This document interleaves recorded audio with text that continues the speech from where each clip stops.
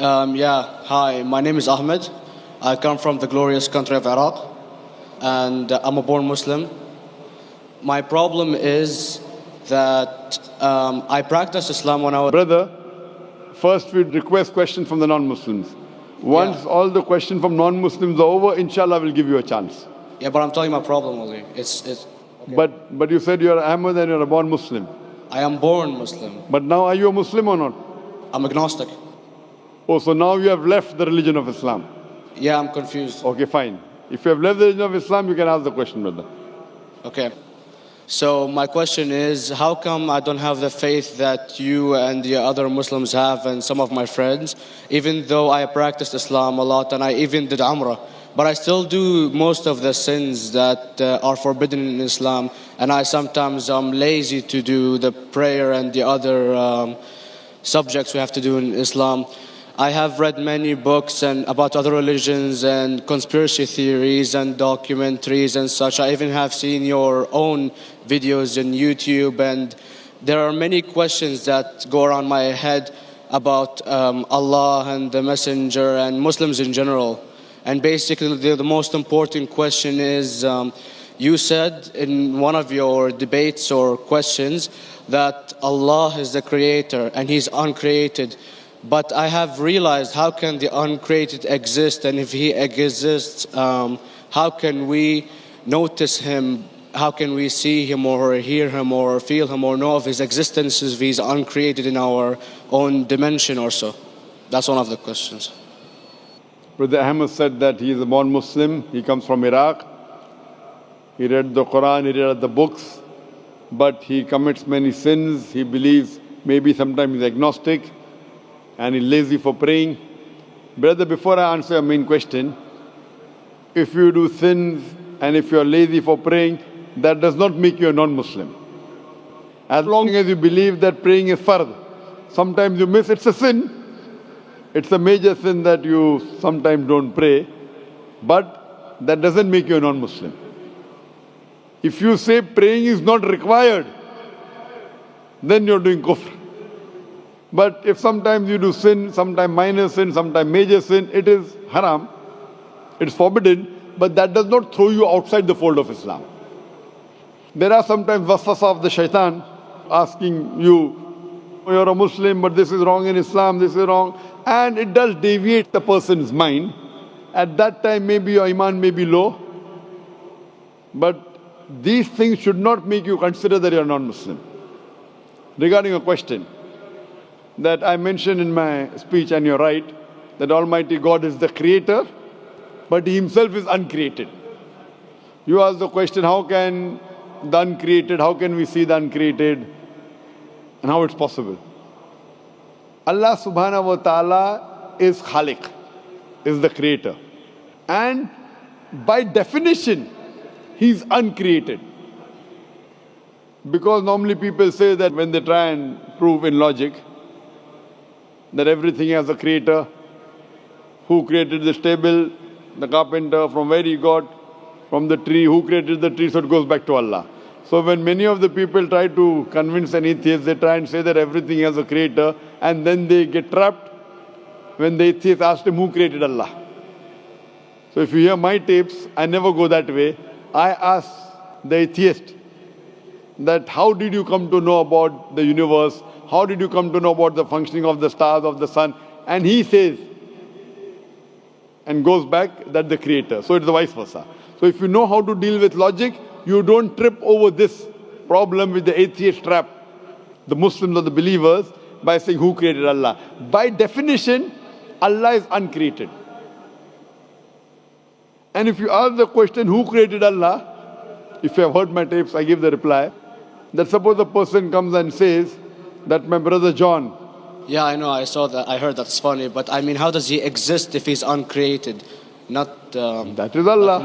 Yeah. That's the difference between you and Allah. How does he exist? Means he was existing. He doesn't have a beginning. You and I have a beginning, that's human being. So that's the difference between us and Allah. You can't say that Allah has to be like us. If Allah is like you and me, why should we worship Him?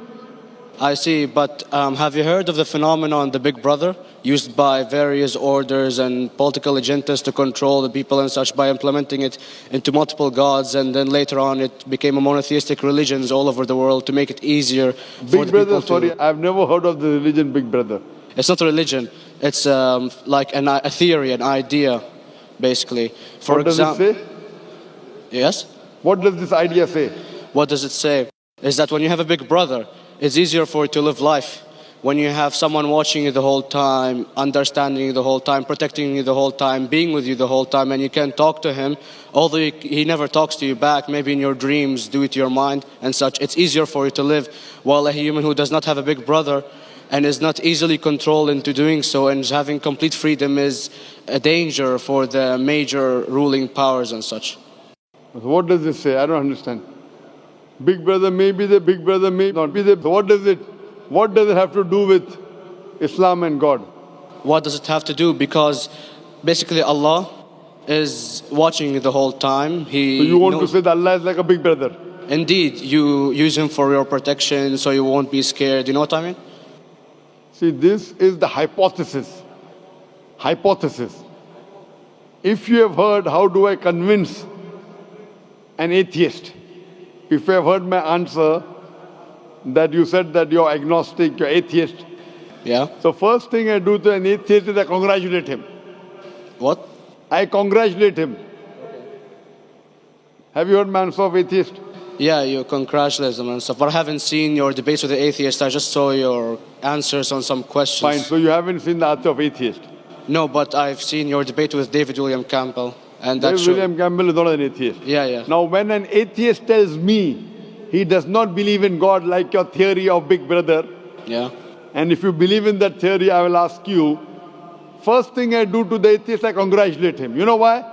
Yeah, because they think and they don't follow what their parent does and such stuff like that. No. I congratulate him because he is not doing blind belief. The other people are doing blind belief. He is a Christian because father is a Christian. He is a Hindu because father is a Hindu. Most of the Muslims are Muslim because father is a Muslim. He is thinking. He says there is no God. He has said the first part of the Islamic Shahada, La ilaha.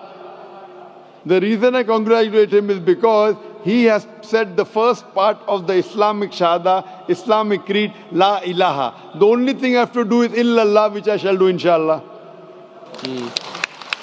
So if you have heard my answer, an atheist becomes an atheist because he believes in science, he believes in logic.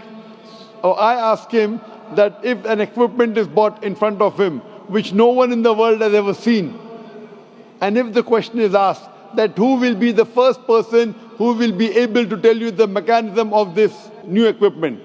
What is the answer?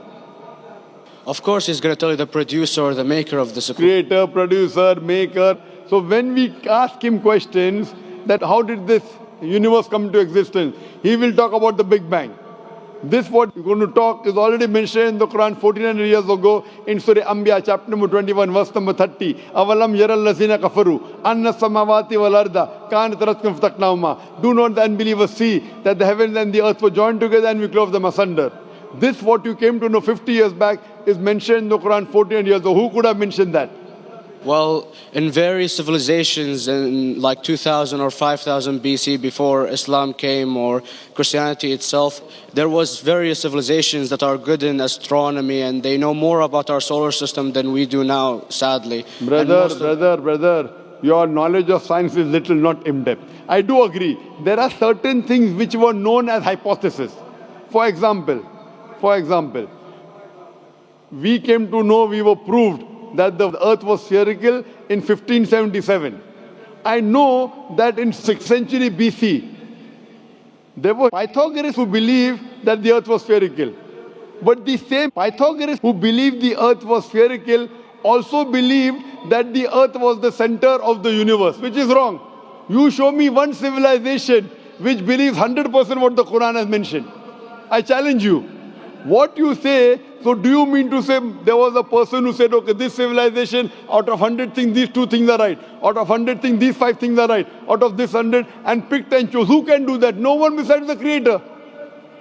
Even if you know that there were 10 different civilizations, hundreds of civilizations, there is not a single civilization that you know in the past which knew 100% of science what we know today.